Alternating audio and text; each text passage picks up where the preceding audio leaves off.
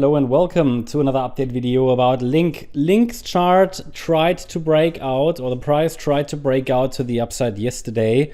Certainly, like HBAR, a little bit like HBAR, we saw a reaction to the support region.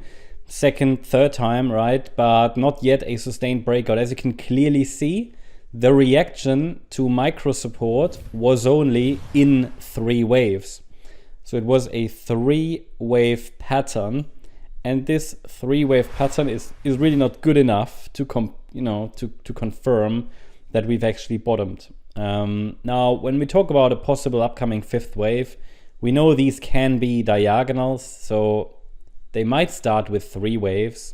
It's just not clear, right? That's why it's typically recommended to focus more on the levels than the wave count, especially when we talk about waves 4 and 5.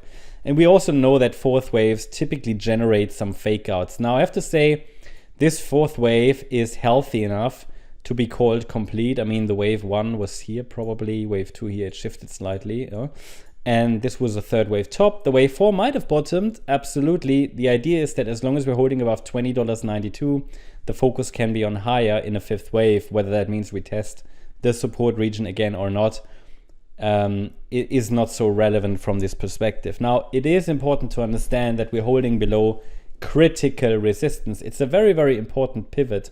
Let's take a look at the long-term chart for Link, or the overall larger time frame, because as you can see here, we're holding below a critical Fibonacci extension level at $27.56. That is the 78.6 extension. That's a critical Fibonacci extension level, which is one of the main resistance levels actually as prices climb towards the 100% extension, which is located at 38.40, which is also going to be critical resistance, most likely. Now, good news is, Link actually broke above this yellow line here, which is the March high. It's around $23. What I will actually do, I will add this line to our smaller time frame. Not this one, here. Because as you can see, this acts potentially also as a little bit of support. I mean, not exactly, but let's see if we can move over here to those March highs. Let's see if it's actually exactly, so we might shift that a little lower. But as you can see, it's a bit of a range, right? I mean, is this wick that happened in March really so important, or is it rather here? Maybe rather here, because we have here a couple of levels, right? And this was really just a wick, and the price couldn't break above. So it's more the level of around $21.90, $22 that seems to be relevant. So if we move back over to the right, you can see that this could act as support, this level. I just leave it here. Maybe I'll highlight it actually as, well, yellow is fine. It's just an additional support line structurally. I'm not sure how relevant it is. I just want to make it clear on the chart that there is something that we can pay attention to. And overall, it pretty much aligns well with that Fibonacci support area, right? Between $20.92 and $24. And from here, we are watching for higher prices in wave 5 of 3 before then another 4-5 pattern occurs. And before we can continue to focus on higher. So the idea is we're overall watching for higher prices. We have a micro support area.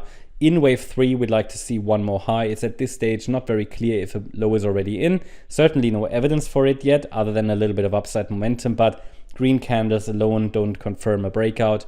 And any break below the $20.92 level, which is the 50% retracement of that last rally, would likely indicate that we're going to test this key support area again.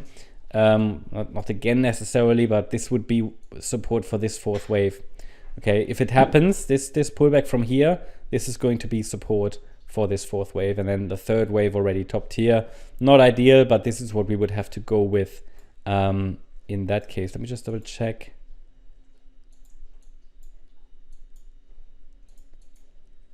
Right, it's not support for this 4th wave. It would actually already be for the larger wave for circle 4, right? But it is the level that needs to hold to keep the overall wave count to the upside alive, because any break below this level will clearly create problems for the bulls, But I would prefer that we don't even test it at this stage, maybe later, not yet. For now, this move to the upside, even in the internal third wave, doesn't quite look complete.